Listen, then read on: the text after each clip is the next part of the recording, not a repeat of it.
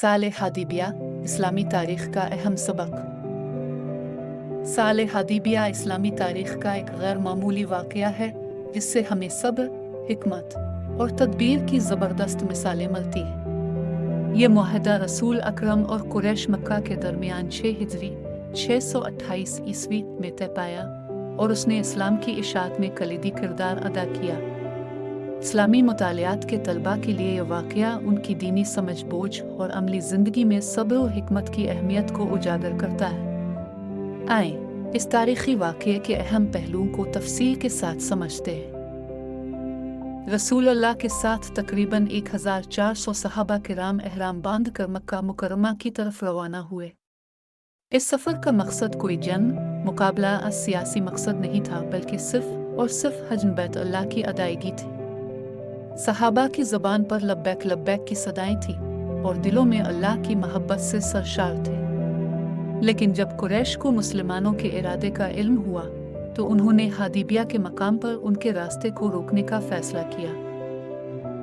ये वाक़या नौजवान नस्ल के लिए ये पैगाम देता है कि अल्लाह की रज़ा और इबादत के लिए दी जाने वाली कुर्बानी कभी रायगा नहीं जाती। रसूलुल्लाह और सहाबा किराम का हर कदम सब्र और यकीन की तस्वीर था कि अल्लाह की मदद जल्द नाजिल होगी। हदीबिया के मकाम पर कई दिन के मुज़ाकरात के बाद एक मुआहदे पर इत्तफाक हुआ जो उसाले हदीबिया के नाम से जाना जाता है। ये मुआहदा इस्लामी तारीख़ में अवलीन डिप्लोमेसी का आला नमूना है जिसमें दर्ज झैल निकात शामिल थे। 10 साला अमन मुआहदा। यह तय हुआ कि कुरैश और मुसलमानों के दरमियान 10 साल तक जंग नहीं होगी और दोनों फरीक अमन के साथ रहेंगे। इस साल हज की इजाज़त नहीं। मुसलमान इस साल वापस मदीना लौट जाएंगे और अगले साल फ़कत 3 दिन के लिए हज के इरादे से मक्का आ सकेंगे। कैदियों का तबादला। दोनों जानिब से कैदियों को आज़ाद किया जाएगा। ये शर्त इंसानी हमदर्दी की उम्दा मिसाल थी। इत्तेहादियों की आज़ादी। दोनों फरीक को इख्तियार होगा कि वो जिसे चाहें अपना इत्तेहादी बनाए। मक्का से मुसलमानों की वापसी का मामला। अगर कोई मक्का से मुसलमान हैकर मदीना जाए तो उसे वापस किया जाएगा, लेकिन अगर कोई मदीना से मक्का जाए तो उसे वापस नहीं किया जाएगा। ये निकात बज़ाहिर मुसलमानों के लिए नापसंदीदा मालूम होते थे, लेकिन दर हकीकत इनमें एक अजीम हिकमत पिन्हा थी। जब मुआहदे की शराइत सुनाई गई तो कई सहाबा किराम, ख़ास तौर पर हज़रत उमर फ़ारूक जैसे जलील अल-क़द्र सहाबी ने अपने तहफ़्फ़ुज़ात का इजहार किया। उनका सवाल था कि क्यों हमने उन शराइत को कबूल किया जो मुसलमानों के लिए नुकसानदेह महसूस होती है। लेकिन रसूल अल्लाह ने अपने सहाबा को यकीन दिलाया कि हर फैसला अल्लाह की मर्ज़ी और हिकमत के तहत होता है। नौजवानों के लिए हिस्सा एक ऐसा सबक पेश करता है जो उनके ज़िंदगी के फ़ैसलों में रहनुमाई फराहम करता है। बाज़ औक़ात अल्लाह की हिकमत हमारी सोच से बालातर होती है और हमारे ईमान का इम्तिहान यही है कि हम अल्लाह पर मुकम्मल भरोसा करें। साल हदीबिया सिर्फ एक मुआहदा नहीं था, बल्कि इस्लामी तारीख़ के मुख्तलिफ पहलुओं की बुनियाद बन गया। दावत इस्लाम की तौसी। मुआहदे के बाद अमन के माहौल में रसूल अल्लाह ने इस्लाम के पैगाम को वुसअत दी। मुख्तलिफ कबाइल में इस्लाम फैला और लोग जौक दर जौक मुसलमान होने लगे। फतह मक्का की राह हमवार हुई। इस मुआहदे ने कुरैश की ताकत को धीरे धीरे कमज़ोर किया और 2 साल बाद फतह मक्का का ख्वाब हकीकत में बदल गया। कुरान की तौसीक। इस मुआहदे के बाद सूरा फतह नाजिल हुई जिसमें इस वाक़ये को फतह मुबीन करार दिया गया। ये सहाबा किराम के दिलों में मज़ीद सुकून और नबी के फ़ैसलों की तस्दीक का ज़रिया बनी। एहसान और सब्र का सबक। मुआहदे ने यह ज़ाहिर किया कि अमन और हिकमत से ज़्यादा कामयाब कुछ नहीं। मुसलमानों ने सब्र और ईमानी बसीरत से काम लेकर बेहतरीन नताइज हासिल किए। साल हदीबिया का वाक़या ख़ास तौर पर तलबा और नौजवानों को ये सिखाता है कि हर मुश्किल के पीछे आसानी होती है। हमें अपनी ज़िंदगी के चैलेंजेस को सब्र और हिकमत के साथ कबूल करना चाहिए और अल्लाह पर भरोसा रखना चाहिए। इसके साथ रसूल अल्लाह का मिसाल बनकर अपने फैसले अल्लाह की रहनुमाई में करना हमारे लिए मशवरा है। साल हदीबिया एक ऐसा दर्स है जो सब्र, तदबीर और हिकमत की अहमियत पर रोशनी डालता है। रसूल अल्लाह का ये फैसला अमन और इस्लाम की तक़वियत का ज़रिया बना। तलबा के लिए ये जानना ज़रूरी है कि हमारी ज़िंदगी के कई फ़ैसले फ़ौरी तौर पर फ़ायदा मंद नहीं लग सकते, लेकिन वो मुस्तक़बिल में कामयाबी के दरवाज़े खोल सकते हैं। ये वाक़या हमें सिखाता है कि ईमान, हिकमत और सब्र के ज़रिए हम अपनी मुश्किलात को कैसे उबूर कर सकते हैं और नतीजा खेज़ कामयाबी की तरफ आज़िम सफ़र हो सकते हैं। गोहर शाही का फितना, एक तालीमी तज्ज़िया। रियाज़ अहमद गोहर शाही 19412001 के फितने ने इस्लामी दुनिया में एक बड़ा फ़िक्री और अक़ीदती तनाज़ो खड़ा किया। उनके नज़रियात और दावे, जो मुख्तलिफ़ मज़ाहिब और रूहानियत के नाम पर पेश किए गए, उलमा और दीनी हलकों की शदीद मुखालफत का सामना करने लगे। ये मसला सिर्फ मजहबी हद तक महदूद नहीं था, बल्कि मुसलमानों के मुआशरती और फ़िक्री इत्तेहाद पर भी असरअंदाज हुआ। रियाज़ अहमद गोहर शाही पाकिस्तान के सूबा सिंध से ताल्लुक़ रखते थे। अपनी ज़िंदगी के इब्तिदाई दिनों में उन्होंने रूहानियत और तसव्वुफ़ से अपनी वाबस्तगी का इजहार किया और आवाम को रूहानी रहनुमाई की पेशकश की। खुद को सूफ़ी रहनुमा के तौर पर पेश करते हुए उन्होंने ज़िक्र क़ल्ब और तसव्वुफ़ के मौज़ूआत पर ज़ोर दिया। तालिब इल्मों के लिए ये जानना ज़रूरी है कि तारीख़ में कई लोग रूहानियत और सूफ़ी इज़्म का नाम लेकर लोगों के जज्बात से खेलते रहे हैं। इसलिए सही और मोतबर ज़राए से रूहानी इल्म हासिल करना निहायत ज़रूरी है। रियाज़ गोहर शाही ने दावा किया कि वो बैक वक्त इमाम मेहदी, हज़रत ईसा अलैहिस्सलाम और हिंदू धर्म के भगवान कृष्ण की सूरत में ज़ाहिर हुए। ये दावे सिर्फ इस्लामी अकायद के ख़िलाफ़ न थे, बल्कि दीगर मज़ाहिब के मानने वालों के लिए भी इश्तिआल का सबब बने। इन मजहबी दावों के ज़रिए उन्होंने मुख्तलिफ़ कम्युनिटीज़ को अपनी तरफ माइल करने की कोशिश की। गोहर शाही ने यह भी दावा किया कि अल्लाह ताला से बराह रास्त वही और रहनुमाई हासिल करते हैं। ऐसे बयानात न सिर्फ इस्लामी अकायद के मुनाफी हैं, बल्कि मुस्लिम उम्मत में संगीन गुमराही का बाइस बनते हैं। गोहर शाही के पैरोकारों ने उनके इलाही होने का इस दावे के ज़रिए सबूत दिया कि उनकी तस्वीर सूरज, चांद और दीगर आसमानी अजसाम पर देखी जा सकती है। यह दावा साइंसी और मजहबी दोनों हवाले से गुमराहकान है। उन्होंने इस्लामी शरीयत की पाबंदी को हद से ज़्यादा अहमियत न देने का दर्स दिया और अपने तख्लीक करदा रूहानी उसूलों को ज़ोर और शोर से पेश किया। उनके पैरोकार नमाज, रोज़ा और दीगर अरकान दीन को नज़रअंदाज करने लगे, जिसकी इस्लाम सख्ती से मुमानत करता है। रियाज़ गोहर शाही के नज़रियात के ख़िलाफ़ उलमा ने सख्त मौक़िफ़ अपनाते हुए कई अहम इक़दामात किए। पाकिस्तान और दुनिया भर के उलमा ने गोहर शाही के अकायद के ख़िलाफ़ फ़तवे जारी किए। उन्हें इस्लाम के बुनियादी उसूलों के मुनाफी और गुमराही का सबब करार दिया गया। दीनी हलकों ने वाज़े किया कि ऐसे नज़रियात मुसलमानों के ईमान और अक़ीदे के लिए ख़तरनाक हैं। मुस्लिम मुआशरों ने गोहर शाही को गैर मुताल्लिक़ कर दिया और उनके पैरोकारों के ख़िलाफ़ मुआशरती पाबंदियाँ लगाईं। ये अक़दाम उम्मत को गुमराही से बचाने के लिए ज़रूरी समझा गया। मुतअद्दिद अफ़राद, बिलख़ुसूस वो जो रूहानियत के मुतलाशी थे, इनके अकायद की गुमराही का शिकार हुए। ऐसे अफ़राद को हकीकत और फ़रेब में फ़र्क करना मुश्किल हो गया। इन मुतनाज़ा दावों ने मुसलमानों के दरमियान फ़िक्री इख्तिलाफ़ और फ़िरका वारियत को हुआ था।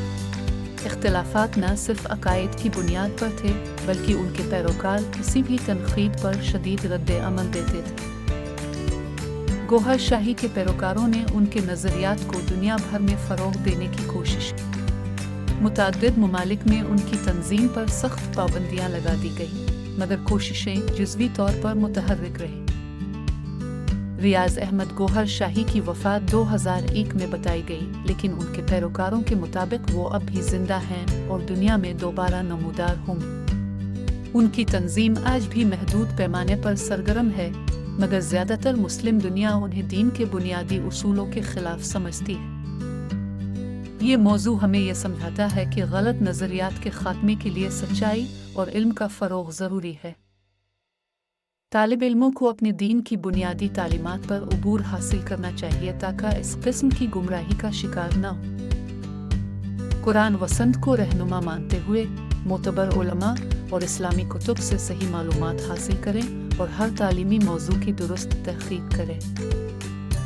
یہ فتنہ اس بات کا درس دیتا ہے کہ اسلامی عقائد میں بدعت اور گمراہ کن نظریات کے خلاف ہوشیار رہنا ضروری ہے۔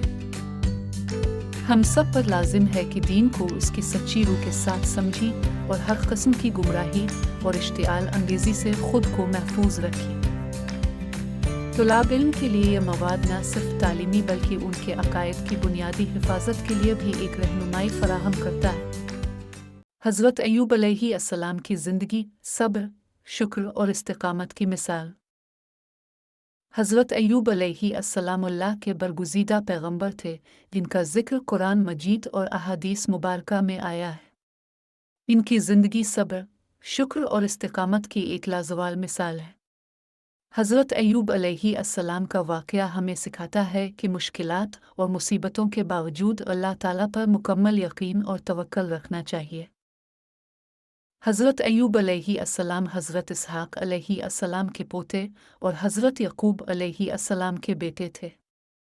آپ کو اللہ تعالیٰ نے بہت سی نعمتوں سے نوازا تھا، جن میں مال و دولت، زمینیں، مویشی، نیک اولادہ اور عزت و احترام شامل تھے۔ آپ اپنے زمانے کے سب سے امیر اور معزز انسان تھے، لیکن ان نعمتوں کے باوجود آپ بہت متقی، پرہیزگار اور شکر گزار بندے تھے۔ اللہ تعالیٰ نے حضرت ایوب علیہ السلام کو آزمانے کے لیے انہیں سخت آزمائشوں میں مبتلا کیا۔ ان آزمائشوں کا مقصد ان کے صبر اور ایمان کو ظاہر کرنا تھا۔ آزمائشیں درج ذیل تھیں۔ مال و دولت کی آزمائش۔ حضرت ایوب علیہ السلام کا تمام مال و دولت تباہ ہو گیا۔ ان کے مویشی، کھیت اور باغ سب کچھ ختم ہو گیا۔ اولاد کی آزمائش۔ ان کی تمام اولادیں ایک حادثے میں وفات پا گئی۔ صحت کی آزمائش۔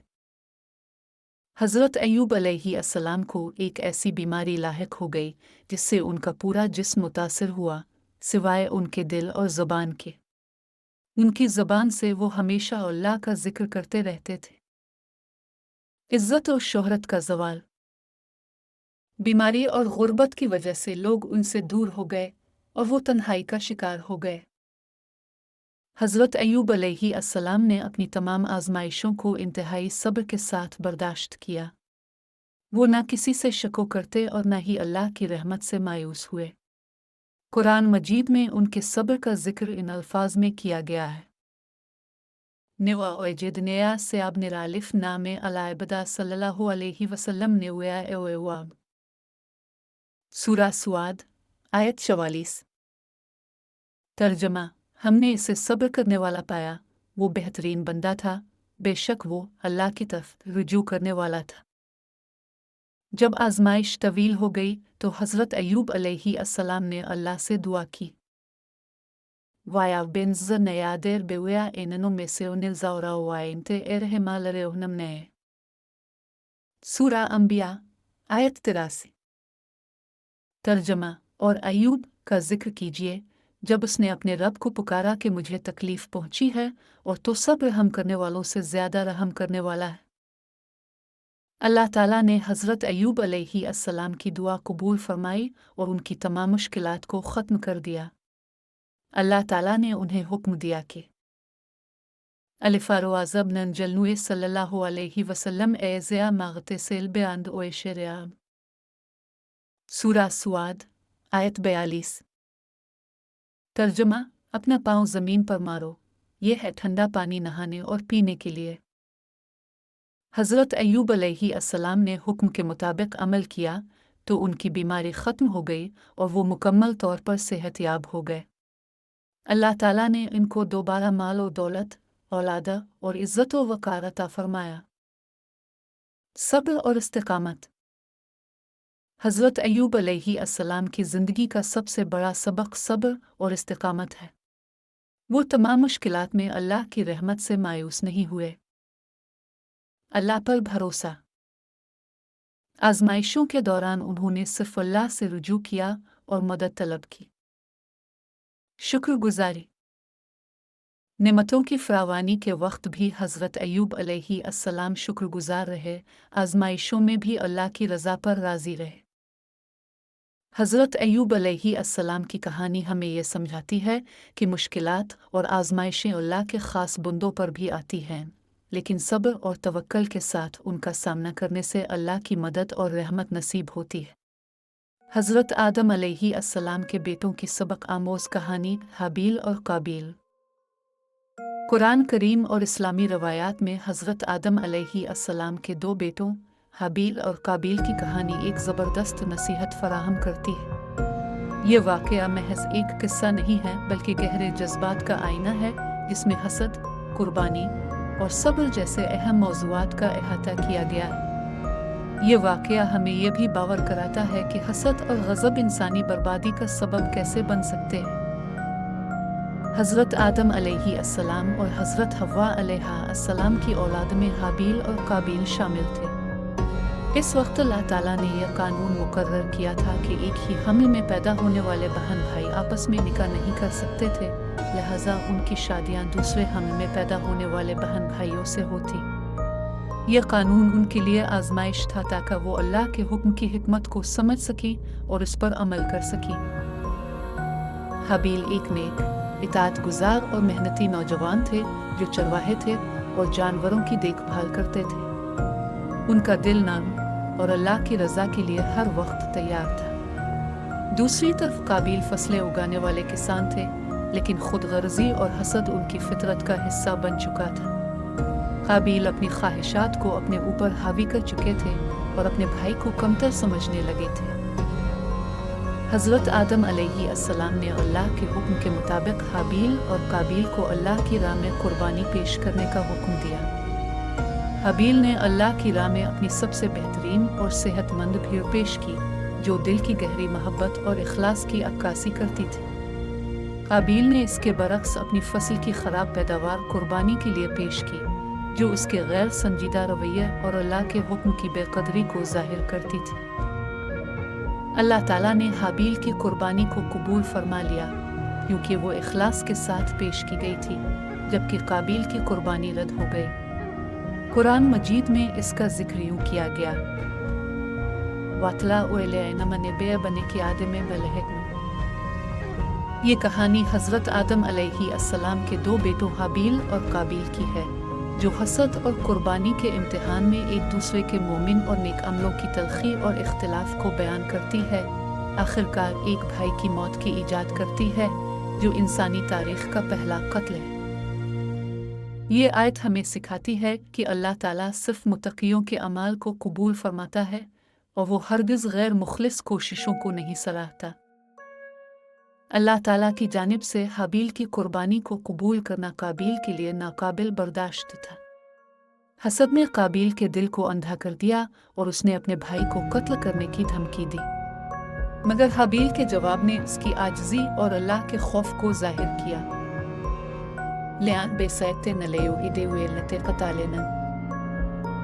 सूरा माइदा आयत 28। हाबील ने अल्लाह की रज़ा पर सब्र किया और अपने भाई की दुश्मनी का जवाब सुलह से दिया, लेकिन काबील अपने गुस्से और खुदगर्जी पर काबू न पा सके। इसका हसद और नफसानी तकब्बुर इतना बड़ा कि उसने अपने भाई को बेरहमी से कत्ल कर दिया। ये इंसानी तारीख में पहला कत्ल था जो नफस की गुलामी और हसद के जहर का नतीजा था। कत्ल के बाद काबील को हकीकत का एहसास हुआ। उसने पहली बार अपने गुनाह की अजमत को महसूस किया और शदीद पछतावे में मुब्तला हो गया, मगर वो नहीं जानता था कि भाई की लाश का क्या करे।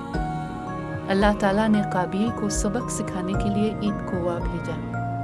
कौवा ज़मीन खोदकर एक मुर्दा कौवा दफन कर रहा था, जिससे काबील ने सबक लिया और अपने भाई की लाश को दफन किया।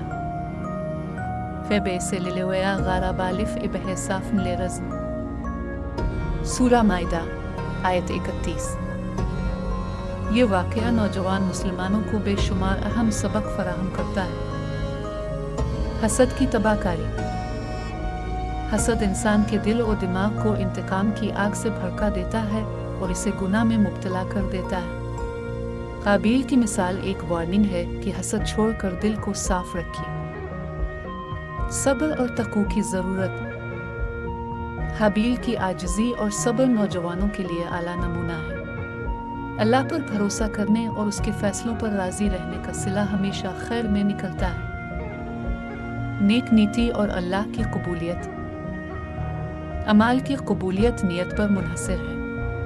अल्लाह ताला सिर्फ इन कुर्बानियों और अमाल को कबूल करता है जो खुलूस के साथ पेश किए जाते हैं।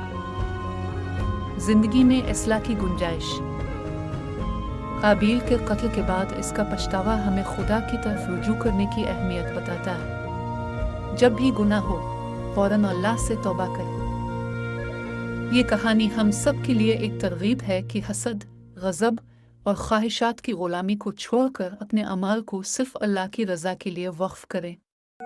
अल्लाह की राह में खुलूस नियत से कुर्बानी देना और तक़वा पर चलना ही इंसान को दुनिया और आखिरत में कामयाब बनाता है। इस सबक आमोज़ कहानी को अपनी ज़िंदगी का हिस्सा बनाएं और नौजवान नस्ल के लिए नमूना बने। क़ारून के वाक़ये से सबक। हज़रत क़ारून का वाक़या कुरान मजीद और इस्लामी रवायात में ज़िक्र हुआ है। ये एक अहम और इबरत अंगेज़ क़िस्सा है जिसमें गुरूर, तकब्बुर और माल और दौलत की आज़माइश का ज़िक्र किया गया है। क़ारून का वाक़या हमें याद दिलाता है कि अल्लाह की नेमतों पर गुरूर और तकब्बुर करने वाला शख्स अपने ही अमाल की वजह से तबाह हो जाता है। क़ारून बनी इसराइल के लोगों में से था और हज़रत मूसा अलैहिस्सलाम के करीबी रिश्तेदारों में से था। बाज़ रवायात के मुताबिक वो हज़रत मूसा अलैहिस्सलाम का चचाज़ाद भाई था। अल्लाह ताला ने क़ारून को बेपनाह माल और दौलत अता की थी। इसके ख़ज़ाने इतने ज़्यादा थे कि उनकी चाबियाँ एक ताकतवर जमात के लिए उठाना मुश्किल थी।